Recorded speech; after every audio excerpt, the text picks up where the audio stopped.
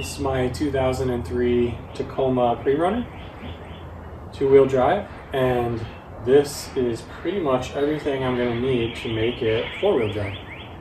So it's been about a month of work up until this point, and there's a lot more to this project than just what you see right here, but these are all the major parts that you're going to need to do a conversion like this. So I have the transmission, the transfer case, front differential, manual locking CV axles, the rear drive shaft, front drive shaft, manual locking hubs, and then the actual manual hubs themselves. So as a little backstory, the PreRunner, this is a first generation Tacoma. The PreRunner is built on the same chassis as the 4x4 truck.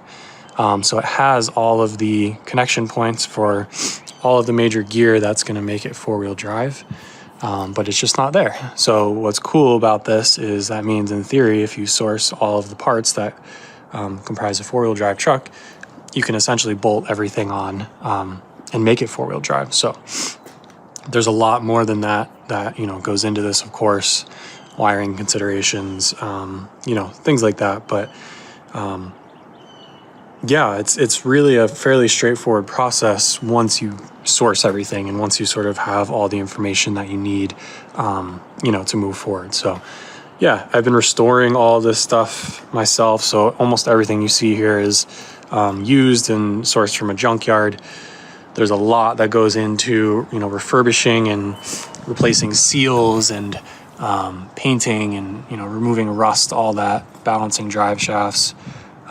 So I'm not going to go too crazy in depth here because there's a lot of content, a lot of YouTube videos that already exist on how to do this. I'm just going to mainly cover sort of the basics of what I'm doing to get all of this stuff onto the truck. This project started because I was able to source a transmission here with pretty low mileage, around 90,000 miles, that'll work for the 4x4 truck. And that kind of kicked everything off, and then I started collecting things. So it's only been about 4 or 5 weeks since I got the transmission, basically, and I started this whole project. So that time includes sourcing, restoring, painting, all that stuff. So I've made pretty good time on this project, and I'm just getting really excited to actually start swapping things in. So next step here really is going to be to drop the transmission that's in there currently, the A340E transmission, and put in this new A340F that I sourced from a 4Runner. So that's hopefully going down tomorrow, and I'm gonna film most of that process too. But yeah, it's been really fun and a lot of learning up until this point. Tacoma World forums are just an invaluable resource. It's really not possible to do this unless you really have thoroughly read through all that information. So there's a ton of users on there that have just gone through this process already, done really amazing write-ups. I'm myself doing a write-up thread that I'll link below, but yeah, just been a wealth of knowledge shared by everyone there, and everyone's been really helpful along the way in answering my questions up until this point. So to give the general lowdown on sort of the origin for each of these components and maybe some of the key considerations to make if you're doing this project. So to start, my truck has the 3.4 liter V6 engine and it's automatic transmission. So just note that from the beginning, there's going to be some nuance based on the drivetrain you have. So you have to take that in consideration. This is what I've got, so this applies to that same configuration. Also, my truck is the extra cab, which matters for stuff like drive shaft length, stuff like that. So this transmission, this is the A340F transmission, which was the automatic transmission for the first gen Tacoma, third gen 4Runner for 4x4 trucks. So the only difference between this transmission and my transmission, which is the two-wheel drive PreRunner transmission, is the output shaft and the tail housing. So obviously on a 4x4 truck, your tail housing is going to mate with the transfer case. My truck is two-wheel drive, so I don't have a transfer case, so the tail housing is different. The drive shaft comes right up to the butt end of the transmission.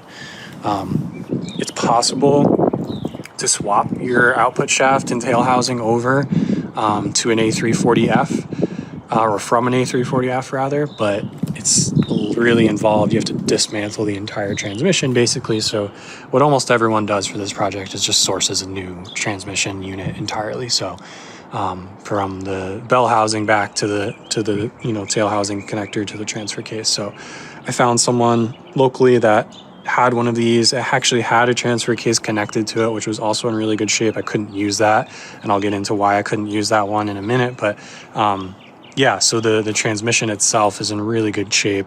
The torque converter I cleaned up the other day had some surface rust, but yeah, drained the pan and everything looked good with the fluid and all that. And my truck only has 115,000 miles on it, so it was really important to me that I found a donor transmission that was in as good or better shape. So this one actually has less mileage than my current one. So we're hoping that everything goes well on the install, and I'll be able to use this one effectively. So has all the same oil cooler line ports, all the same sensor ports. The bell housing is the same. You can tell that this one is for the 5VZ 3.4 liter V6 engine. For a few different ways, the starter bolt configuration, it says VZ on it. So there's just different stuff to look out for that you'll be able to identify transmissions with. So super stoked on this one. This was really the reason I started the project, because I wouldn't have done all this if I knew I couldn't get my hands on a good transmission. So for the transfer case, this was a junkyard find here.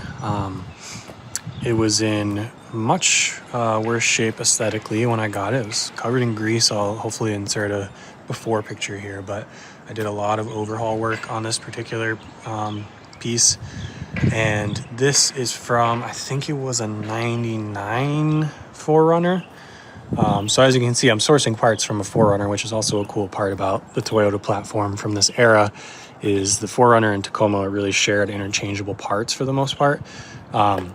So the important thing with this setup that I got is that this transfer case is a J-shift transfer case, and it's for an automatic transmission. So what I mean by J-shift is on some of the later models, the transfer case shifter had a push button on the side that engages four-wheel drive.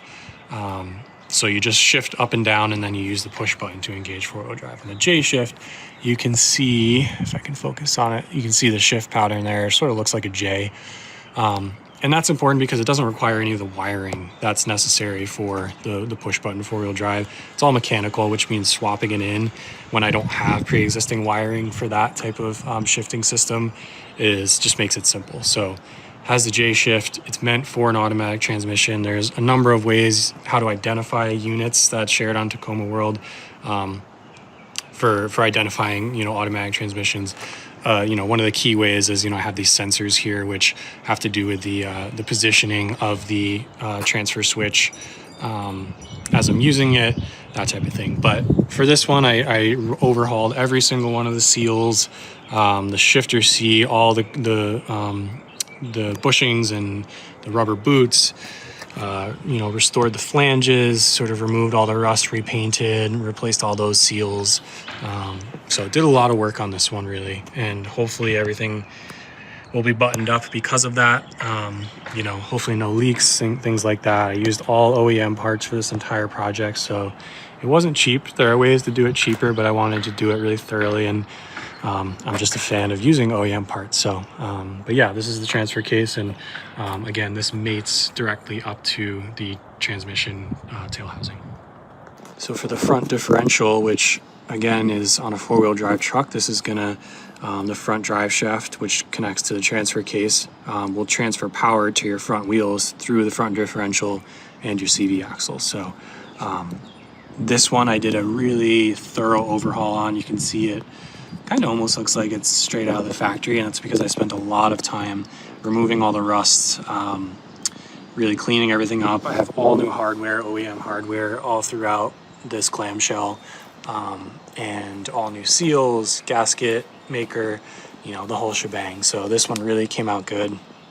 The other significant thing that I did on this differential is I added the manual tube swap. So on most of the trucks from this era in the 2003 and around those years, had a system called ADD, which I think is automatic differential disconnect. It used a series of vacuum hoses to essentially disconnect your CV axles at the differential rather than at the hub itself. So what this manual diff tube allows me to do is have a more simple system for disconnecting and engaging four-wheel drive in terms of the CV axle and differential mechanism at the actual hub. So I'll explain that a little bit more in a minute. But yeah, this really came out really good.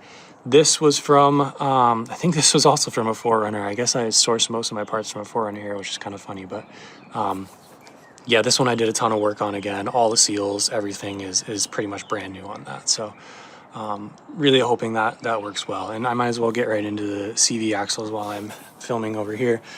These are OEM CV axles, which this particular set, which is the manual hub CV axle, is no longer made or remanufactured by Toyota. So these, if you want to get them OEM, they have to be a junkyard sourced or someone that has bought themselves and refurbished them themselves from a junkyard. I'll insert a before picture because I think these came out really good as well. But basically, you know, tore these completely down. New reboot kits, new grease, you know, just painted, rust removal, just the whole 9 yards for this set. And I think they came out really good. But I got them really cheap, like $35 I think for the set at a junkyard, which normally if you buy them, you know, remanufactured new is hundreds of dollars. So I was pretty stoked on that. But those ones definitely took a lot of work to refinish. So moving on to the drive shafts, the key consideration with the drive shaft and the difference between the four-wheel drive and the PreRunner, the two-wheel drive, is you have to think about where exactly the drive shaft is coming from, right? So you have it at the third member of the rear axle, connects up on the extra cab. It has a carrier bearing in the middle because it's a two-piece drive shaft. And then it connects on the two-wheel drive directly to the transmission. But on a four-wheel drive, you have the transfer case buttoned to the back of the transmission. So this is where it goes, right on the back of the transfer case. So as you can imagine, there's about, 15, 16 inches of space taken up by the transfer case, which means the PreRunner drive shaft in the rear is quite a bit longer than it would be for four-wheel drive. So you have a couple options. You can either have a drive shaft shop reduce the length of the front portion of your PreRunner drive shaft, or like I did, I just sourced one from someone on Marketplace. This was taken off of a double cab Tacoma. I think it was the same year, 2003 as mine. So there's some compatibility even amongst different cab configurations with the drive shaft. So that was from a double cab first gen Tacoma, and it's the correct shorter length. I rebuilt the whole thing again, new U-joints all throughout, new carrier bearing OEM. I did not mess with the double cardan joint. A lot of people say that it's really difficult to rebuild those and perhaps not worth rebuilding them. Mine was in still good shape in terms of has free movement and everything, so I didn't want to get into it. But I might try to do that with the one I'm going to take off my PreRunner just to see how it's done. So, and I also got it rebalanced. So it's another consideration. Anytime you're replacing parts or, piecing things together, because I had to use a slip yoke from a different vehicle, you really need to get it rebalanced because the entire drive shaft from the factory is balanced as is. And it's really important that you keep everything in the same configuration after it's balanced, because that's what's going to give you a nice centered, balanced drive shaft. So, that was the rear drive shaft. The front drive shaft, I think, is a 99 4Runner with the same drivetrain that I had. So again, some cross compatibility with the different Toyota models. New U-joints, greased, cleaned out. I spent a lot of time just really going through the drive shafts to make sure that they were in really nice shape, and they came out looking almost new. Obviously I painted them as well, so those came out really good. And lastly, I'll just briefly go over the hub situation for a manual hub 4x4 truck. So I was talking about the ADD automatic disconnecting system for the front differential. So how the manual hubs differ is instead of disconnecting at the differential, the CV axles actually disconnect right at the hub. So I'm not a 4x4 off-road expert by any means. In fact, I've never gone off-roading, but from what I've read, basically the advantages are it's a simple mechanical system. You're not relying on, any sort of electronic or vacuum system to, disconnect when you want to, disconnect your 4x4 axles. You're literally turning, this hub lock from free to locked position outside on the wheel. But also the CV axle, when it's disengaged, it's not spinning. So that's nice because you're not putting any wear and tear on the axle itself while you're not using four-wheel drive. So that seems to be the main consensus as to why this is a popular mod. Even for people that have an existing 4x4 truck, they'll sometimes switch from their ADD system to manual hubs. And for the PreRunner conversion, it's just the easiest way to go. So like I said, you don't have to worry about any additional wiring or anything. It's just a straightforward sort of manual system. So these hubs are actually brand new from Toyota. They're not cheap. I think they were, with the 25% off sale, I think they were $300 for the set. And then the hubs, these are made by ASIN. Those are OEM. So Toyota uses ASIN as their OEM supplier for manual hubs. So I got those brand new. I think they were $125 a piece. So yeah, there's a cheap way to do this project, and then there's the OEM way. And I chose the OEM way, and it cost me big time, but I think it'll be worth it in the end, and I'm hoping to have this truck for a long time, forever, really. So yeah, so those are all the main components, and I have, a ton of small parts. I've been basically living at the Toyota parts counter at my local dealership, just hundreds of individual parts that I've chosen to replace. You don't have to replace for this project, seals, hardware, anything like that. So there's a lot more involved, but it would be far too much to go into precise detail with that. So I'm just sharing kind of the general overview of the work that I did. And my write-up that I share on Tacoma World has a lot of the detail as to what I was doing. So I'll definitely share that below if anyone is curious to read in further. So my brother and sister-in-law are letting me use their garage, which is really nice, because technically I'm not allowed to do automotive work at my rented house. So yeah, this is going to be super nice because it's really smooth in here, and it'll just be a lot nicer experience to do a pretty serious job here with swapping the transmission.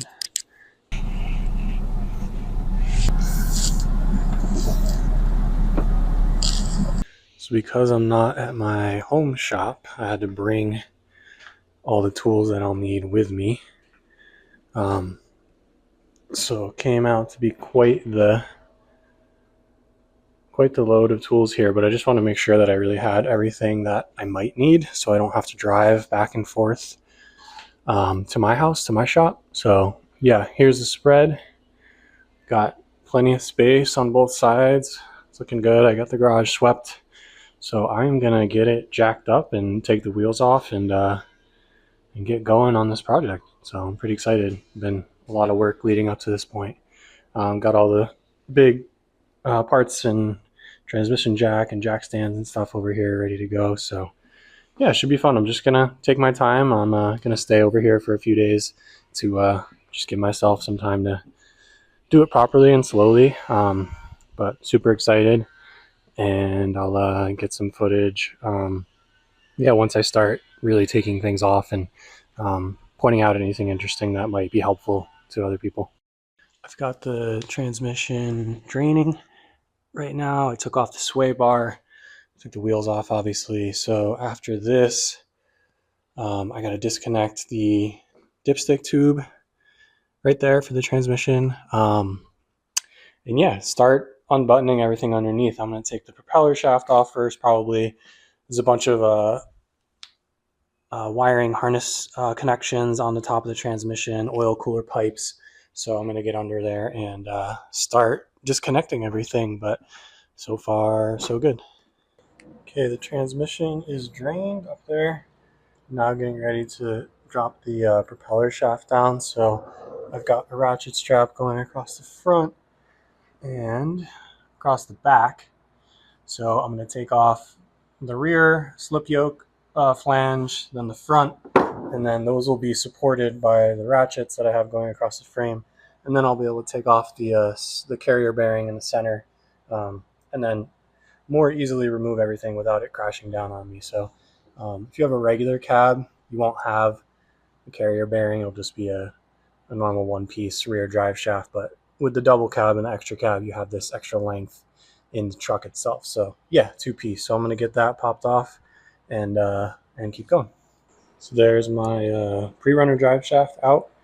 I was hoping to get a shot of it kind of suspended by the ratchet straps under there, but came down a little more bendy in the center at the double cardan joint than I anticipated, so I just pulled it out. But that definitely helped a lot, having those ratchets across it. It kept the yoke, the slip yoke side suspended while I got the front flange off, and then the center bearing, and then I could kind of shimmy it out. So that's good.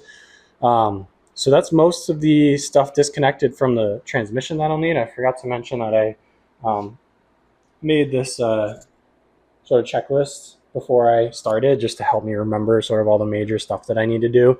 So next up is getting into disconnecting stuff from the transmission itself. So the oil cooler pipes, the wiring harness, shift linkage, all that kind of stuff.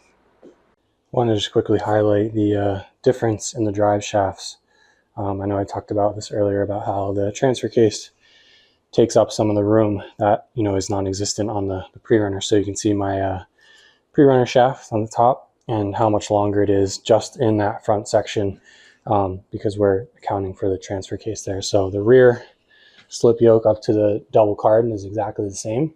So in theory, you could use half of your old drive shaft and just get that half either cut or find that half somewhere else and reuse this part. So it's kind of nice because I'll probably hold on to this shaft. So if anything goes wrong, especially with my double cardan, I know I have a good drive shaft there that I could always just swap over and have it rebalanced. But yeah, you can see how it's pretty significantly shorter. So these are the trans cooler pipes that I'm talking about. So there's one here and there's one up there. I'm going to try to get on there with a 17 millimeter flare nut wrench. Have a drip pan ready just in case there might be a little fluid in there. And it's a little tight on the second one because the dipstick tube from the pan is right there. But these are the two lines right there and right here. And that'll get your cooler lines off. I want to just point out that there are 3 brackets that hold the trans oil cooler pipe. So there's one here, there's one here, and there's one here. And you have to loosen all of those before you can actually remove the fittings. The second one here, there's a little rubber grommet surrounding the pipes themselves. It was very stuck to that metal on that middle bracket. So I had to get a screwdriver under there and sort of pry it, and it popped off. But it seemed as though the rubber had kind of fused to that metal, and it was preventing me from giving it enough slack to get it actually fully unhooked at the fitting. So just note the ones where you have the rubber grommet. You might need to wiggle those loose to get them to break free from the actual bracket. So continuing to disconnect the wiring harness, took the park neutral switch off over there, as well as one of the downstream O2 sensors. So that was connected on this side. And I'm about to disconnect this shift linkage. So just wanted to show you. So this goes up to your transmission shifter in the cabin, connects to this shifter here, and that's what shifts your transmission. This nut is the only thing holding this together. Just make sure that you mark where your nut is before you take it off so that you can get it back into the same spot, so your shifting linkage isn't thrown off, and you make sure that you're in gear properly when you put it all back together. There is a method to recalibrate your shift position that I saw in the factory service manual. So there's ways to get back to where you need to be if you forget to do this, but more likely than not, you'll also be able to see the ring where the nut was.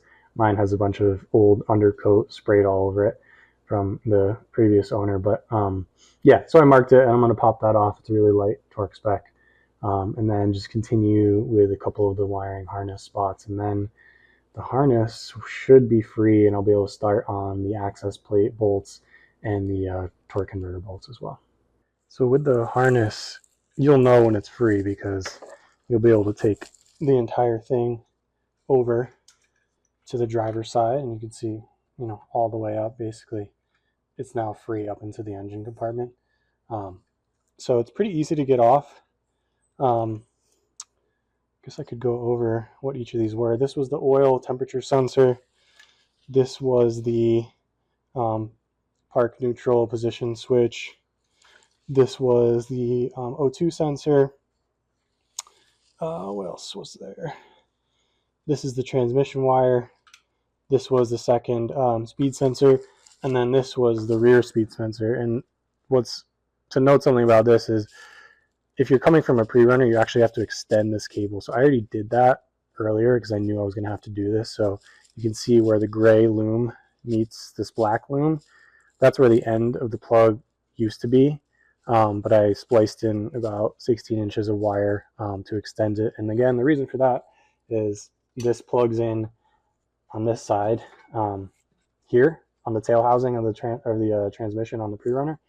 On the 4x4, it's going to plug in on the tail housing of the transfer case. So you have to extend it so that it can actually reach the place where the connector for the speed sensor is on a 4x4 setup. So I already did that. That's the main nuance there. But that's free. The shift linkage is free. Oil cooler pipes are free. So in theory, the only thing really connecting the transmission to the truck right now is the cross member and the mount, and then the torque converter bolts and the bell housing bolts, of course. So I'm going to start working on that that process next. So now looking at the access plate connected to the bell housing. This is the engine oil pan. You have to pop these bolts off first. That'll reveal the torque converter and flex plate connection. There'll be 6 bolts that connect it. I know I'm missing a bolt on the access plate. I was using it to hold a bracket on the other transmission, but yeah, I'll pop that off and I'll show you what the torque converter looks like.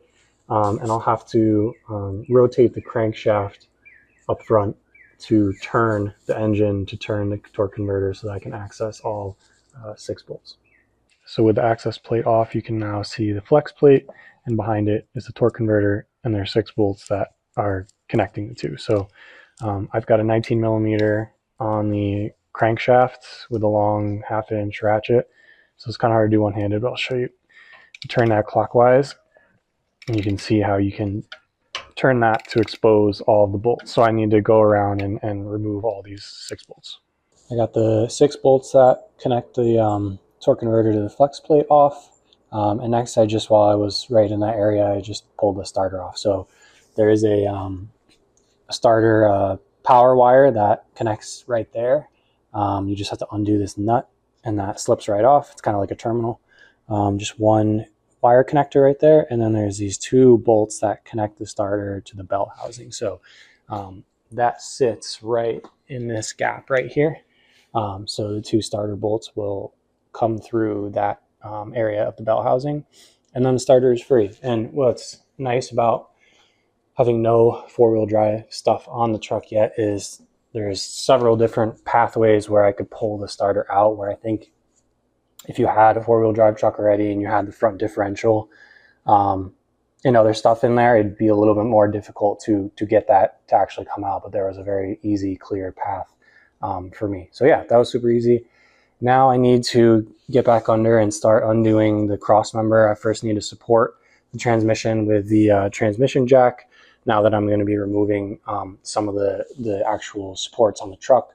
And I'll probably call it quits at that for tonight. I'll probably then take off the bell housing bolts that connected to the engine block in the morning, and then it will be totally free of the truck, and I should be able to just wiggle it backwards and drop it right out. So hopefully that goes well. Everything really went pretty smoothly today. I was happy about that, but yeah, get started on that tomorrow, and I think I'll leave that yeah, for a fresh day. I've now got the transmission supported, lifted up just a little bit, just to take some pressure off of the trans mount and the cross member. So I've got that jacked up. There are 4 bolts holding the trans mount to the cross member. I'm going to remove those, and then I'm going to remove the 4 cross member bolts and drop that out. So once that's done, this will be gone. The transmission will be supported by the jack and by the 6 bell housing bolts, and that's it. So yeah, tomorrow I'll zip the bell housing bolts off, and then hopefully it should just come free, come backwards, and I'll be able to drop it out. Okay, so got the 6 bell housing bolts out. I confirmed that everything was disconnected from it. Wiring loom, all the brackets, everything. So transmission should be free now. It's on the jack. I have it ratcheted, strapped to the jack. And I'm just gonna try to wiggle it a little bit, and I gotta pull it back first because it needs a clear power steering rack. Let's pull it back before I drop it down. So let's just see what happens, I guess. I'll jack it a little bit. I've read that it can be kind of stuck on there. So I wonder if I need to change my approach. Let's see.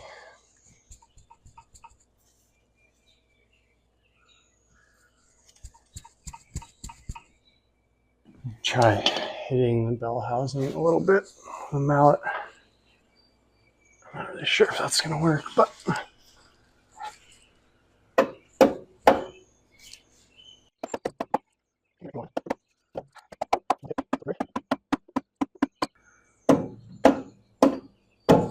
that doesn't feel like it's doing very much.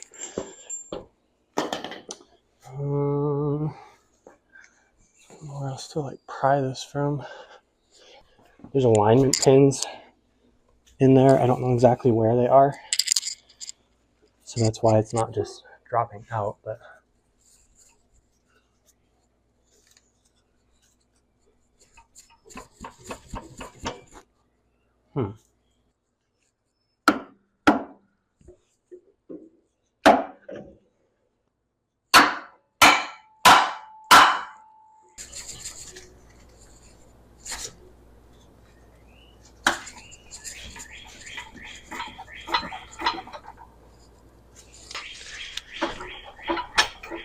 oh, it feels free now. Let's see. It's coming free. All right, well, maybe the smashing on the access plate area helped. I don't know, really. Could be a combination of that and like where you had it jacked. And by that, I just mean like, you know, it used to sit right here. So if you have it really low or really high, you're putting an angle and a pressure on the alignment pins that's not like in balance, you know? So I think all I really did was just try to make sure that this was aligned with its natural resting point, which is like the top of the cross member area. So it feels like it's coming free, so I'm going to try to keep wiggling this.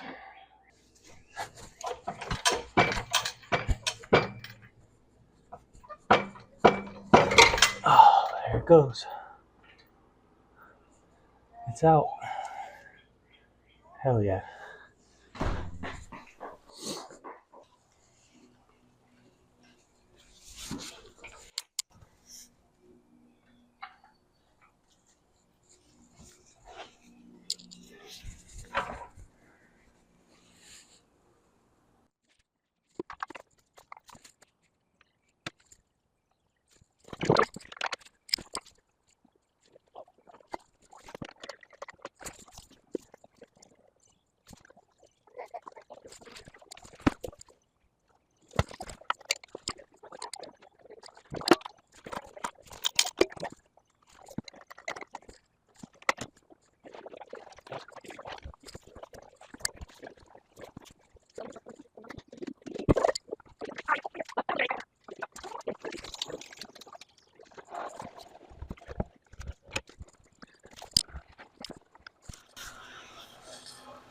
Well, the truck isn't jacked quite high enough to get this out, I don't think. Unless I can like tip it like that. I want it to like slide off though. I don't think that's gonna be enough. Alright, I think I'm gonna have to jack. Yay! Let's go do our stuff!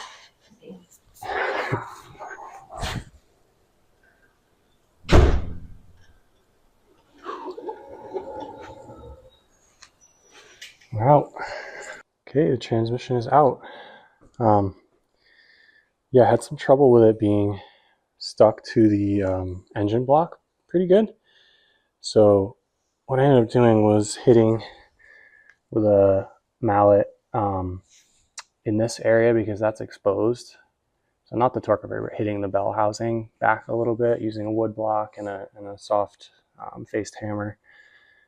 There are 2 or 3 rather alignment bolts or alignment pins. Yeah, I think it's one here, and then one there. So yeah, I don't know why it was so stuck. I mean, obviously it's presumably been mated to it for over 20 years, so that probably will do it. But I kind of banged on it for a while, wiggled it from the back, and eventually you could feel it come free, and then it wasn't too bad. But I did have to jack up the truck further to get it to clear, so be prepared to do that. But yeah, it's pretty sweet. So here are the 2 transmissions. This is the one I'm going to install, and you can kind of see the differences. So bell housing is the same, the body is the same. There might be some slight internal differences, like the output shafts are different, but the main difference is tail housing. So, whereas the drive shaft connects directly to the transmission, we got the transfer mating case right there. So yeah, super stoked. I mean, it went as well as I could have hoped for. So now what I'm going to do is kind of inspect like part for part. Everything is pretty good on this new one for the most part, but I'm just going to see like I need to get the oil temperature sensor from my old one and put on this one because this one has been cut. And I'm just going to look at the sensors, see if it makes sense to swap anything over. Swap over all the hardware for the brackets. So I ended up just like screwing the bolts back in to the position I took them out of to make it easy for me to know where I need to do, where I need to install it on the new one. But that should be pretty much it. I'm also going to do my rear main seal, so that'll be next. I'll have to remove the flex plate and pop the main seal. But it doesn't look like there's too much oil in that area. I'll get in there and show more, but yeah, super stoked. Worked as well as I could have hoped. All right, gonna zip the flex plate off. So there's 8 bolts. There's a plate, I believe. So behind this is the rear main seal. I don't really see too much oil there, so there is some oil around. I'll have to investigate a little further. I just did my valve cover gaskets and the whole shebang, so I don't think it's that, but there's a tiny leak coming from somewhere. I'm not really worried about it. It doesn't appear to be coming from the rear main, but I bought a seal, and when you dismantle the entire transmission and you get to this point, there's only 8 bolts between you and the rear main seal, and I'm just like, I think, I'm just gonna do it. So yeah, I'm gonna zip these off, and then I have the new seal, and then I also 3D printed a setting tool for the seal to make it easier, make it more flush to the surface. So yeah, should be a 14. I'm just gonna make sure because I didn't get a good feel for that. Okay, yeah.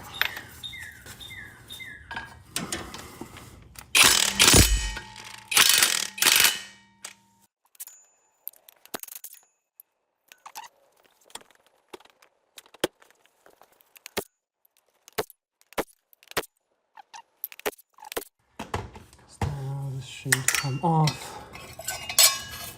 Plate.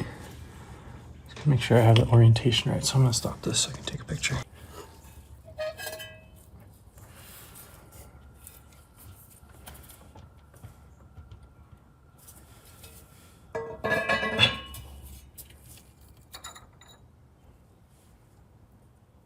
Cool. So there's the rear main seal right here. So yeah, it doesn't look like it's leaking, but again, it's kind of interesting though. It almost feels like it's unevenly aligned to the surface. Like it's a little bit higher in some spots in terms of how flush it is with the surface of this plate. So that's interesting. And I'm just looking at this oil here now. I'm trying to see where this is coming from, which is kind of weird. I wonder if it's almost just residual oil from when I did the valve cover gasket job.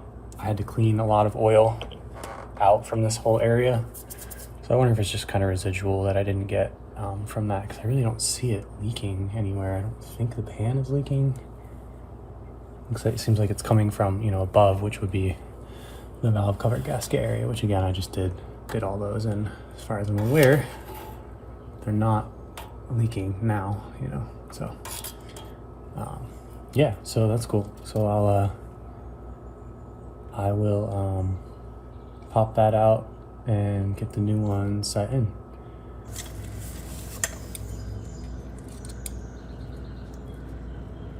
Okay, so I brought a different type of seal puller. I think it's the Lyle one that has the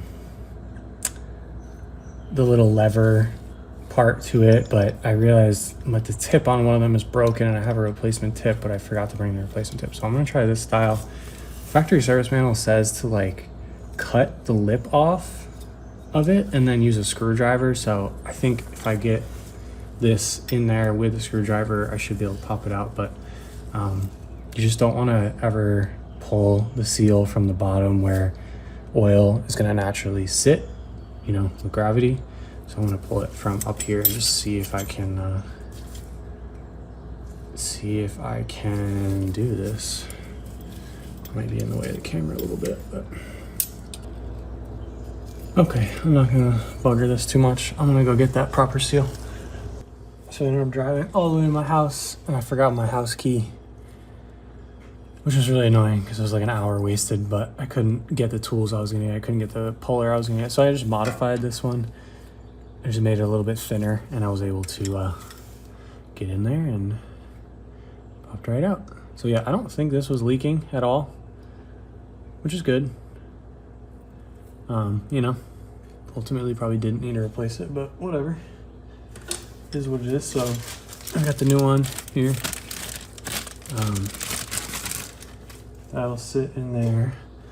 And then I made this tool, this 3D printed setting tool that will sit right on the, you know, surface, and I'll be able to hammer it in easily. So I'm just gonna clean that up a little bit and then pop that in.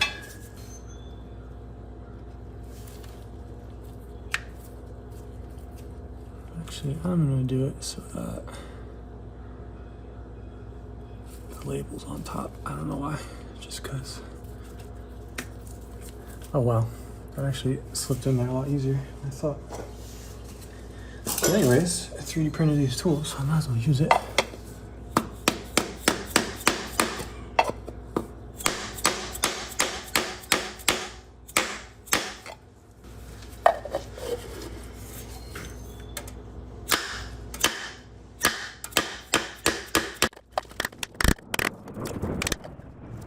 Just trying to make sure that it's sitting flush with the surface all the way around. I'm just kind of checking. There they go. And tapping in the spots where it's a little bit high. And like I said, the old one was actually not totally flush all the way around. And the factory service manual says to get this flush, so that's kind of interesting.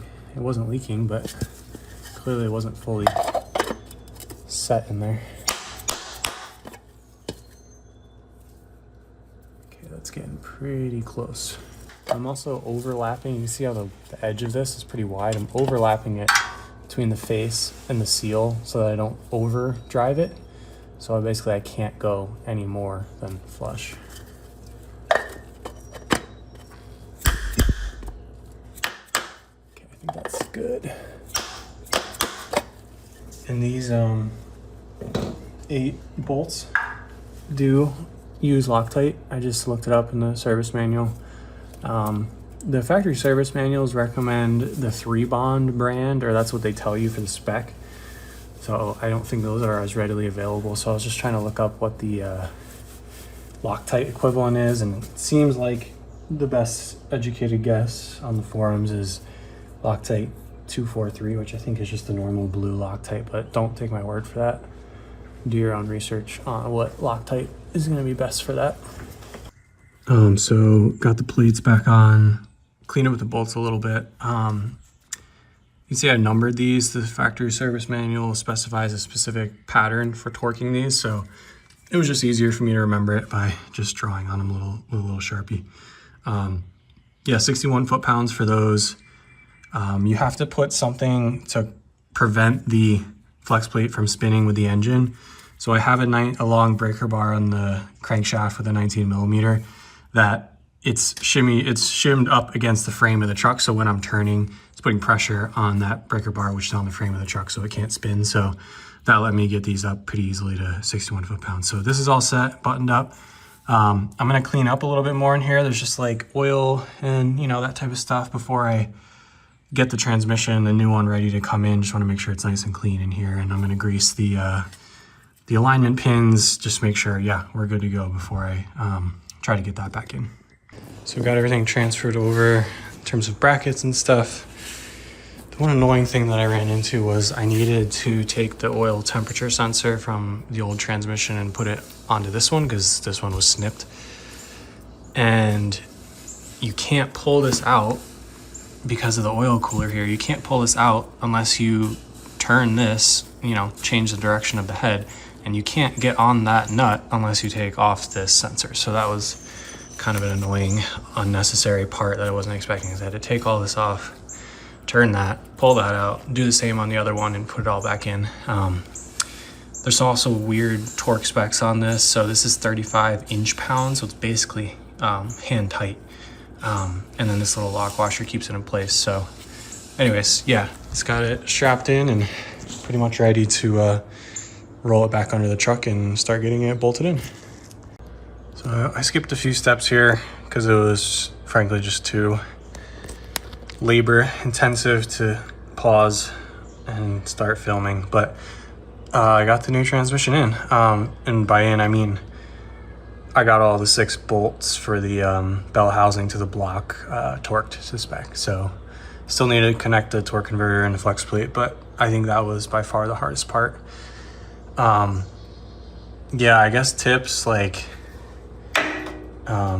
doing the job yourself was definitely get it secured well on the jack. And you just kind of have to take your time more or less.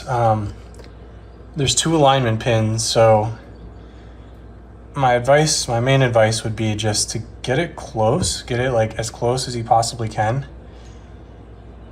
And then get up to it, and you can actually access it pretty well through these little rubber panels in the wheel well. You can actually access it on both sides pretty well, at least to see your alignment to the torque converter and the block.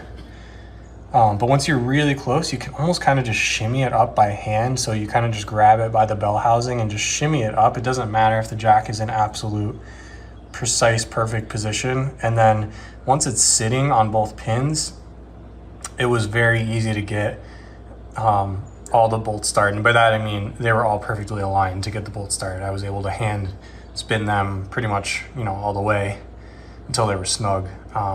So that was a relief because I was like, if those bolts were gonna fight me, it's just gonna be difficult. Also, with this new tail housing, it's way harder to access the top bolts. I had a nice clear sort of channel on the old transmission because I didn't have that bulky tail housing, but so I needed to use, this giant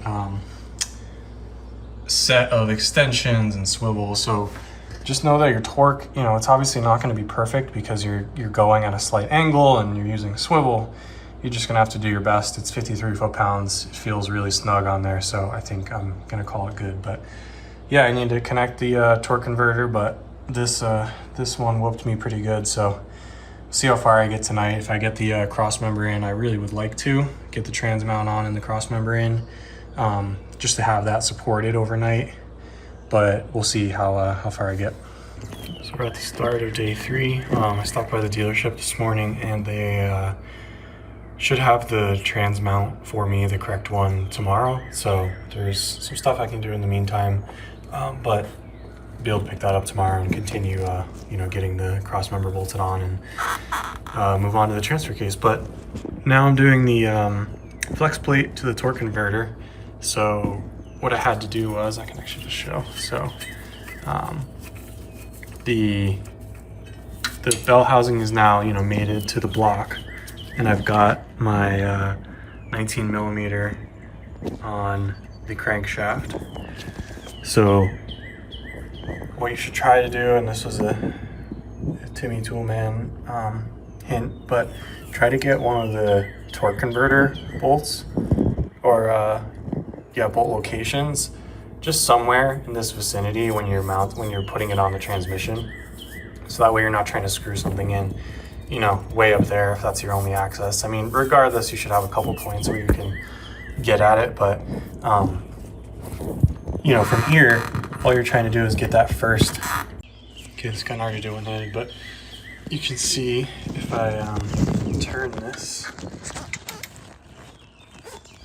you're eventually gonna line up on one of the bolt holes.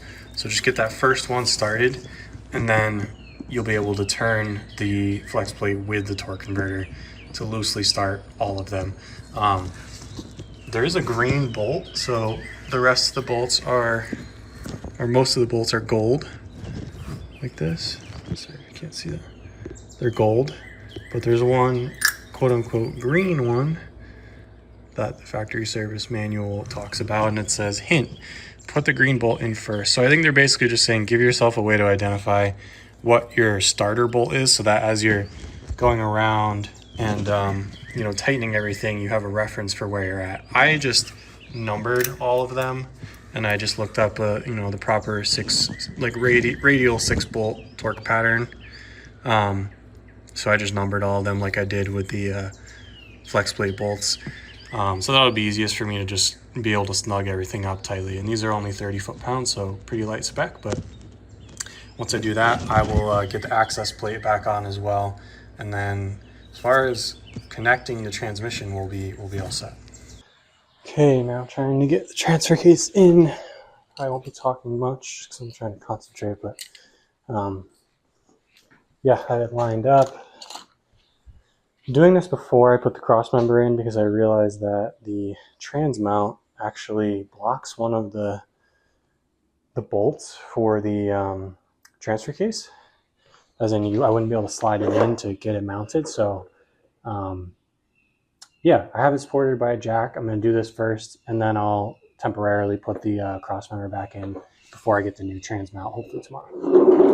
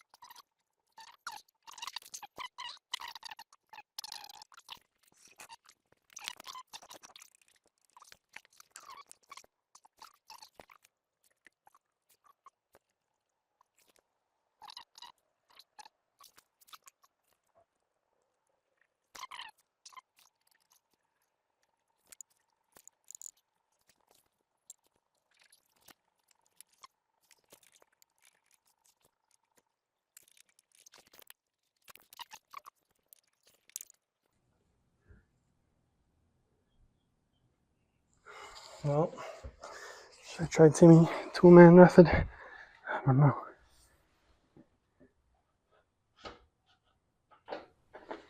Doesn't feel like it's lining up properly.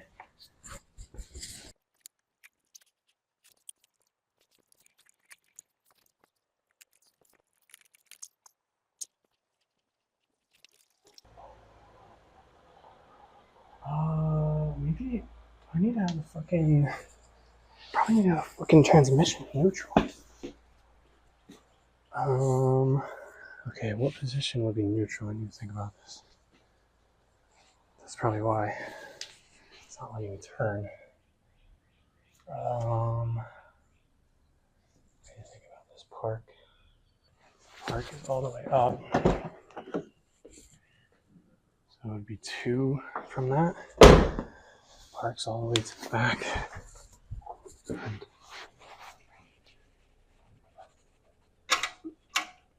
Okay, maybe that's neutral. That might be why, because that internal shaft in the transmission probably wouldn't spin. It's in park.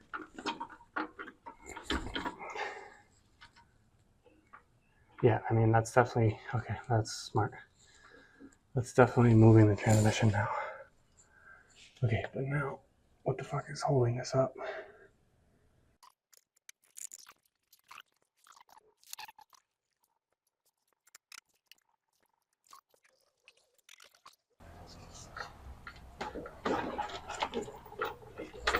Oh, I think I got it. Okay, I think I got it. Okay, I just need to now, like, turn it.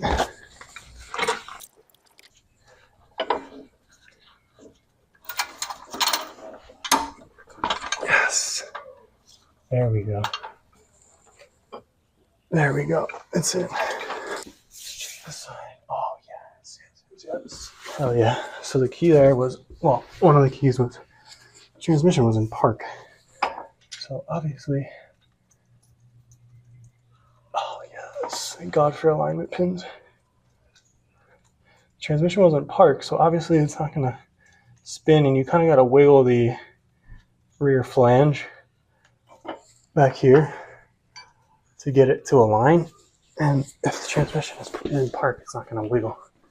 So that was dumb. I was fighting that for like 5 minutes. Okay, I'm just going to get these bolts started. There's one bolt on the other side that I need to just make sure I have a bracket in place for the sensors.